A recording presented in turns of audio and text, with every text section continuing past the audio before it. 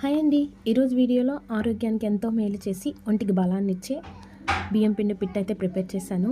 చాలా ఈజీగా సింపుల్గా ఇంట్లోనే ప్రిపేర్ చేసుకోవచ్చు. పాతకాలం నాటి పిట్టు తింటే ఆరోగ్యానికి ఎంతో మంచిది. ఇందుకోసం ముందుగా ఒక కప్పు వరకు బియ్యాన్ని తీసుకోవాలి. శుభ్రంగా కడిగి ఒక అర్ధగంట పాటు నానబెట్టేసుకొని ఇప్పుడు ఒక మిక్సర్ జార్ తీసుకొని ఆ మిక్సర్ జార్లోకి బియ్యాన్ని అయితే యాడ్ చేసుకొని కొంచెం కోర్స్గానే గ్రైండ్ చేసుకోవాలి. వాటర్ ఏం యాడ్ చేయాల్సిన అవసరం లేదు.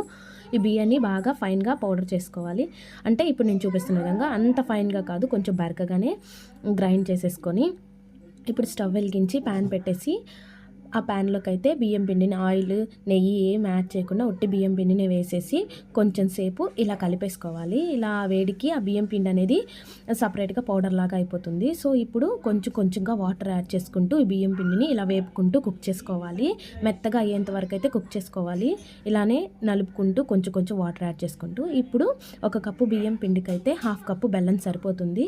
హాఫ్ కప్పు లేదా అంతకంటే తక్కువే కూడా యాడ్ చేసుకోవచ్చు. యాడ్ చేసుకొని ఈ బెల్లాన్ని కలిపేసి ఫ్లేమ్ని సిమ్లో పెట్టేసి ఇలా బియ్యం పిండిలోకి బెల్లం అంతా కలిసేలాగా కలిపేసుకోవాలి. ఇలా బెల్లాన్ని డైరెక్ట్గా కాకుండా ఇలా స్టవ్ మీద పెట్టి ఇలా కరిగించుకున్నట్లయితే బియ్యం పిండిలోకి బెల్లం అంతా బాగా పట్టేస్తుంది.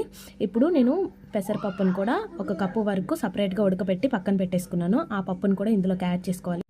ఇలా యాడ్ చేయడం వల్ల టేస్ట్ అయితే చాలా బాగుంటుంది, రుచి వస్తుంది.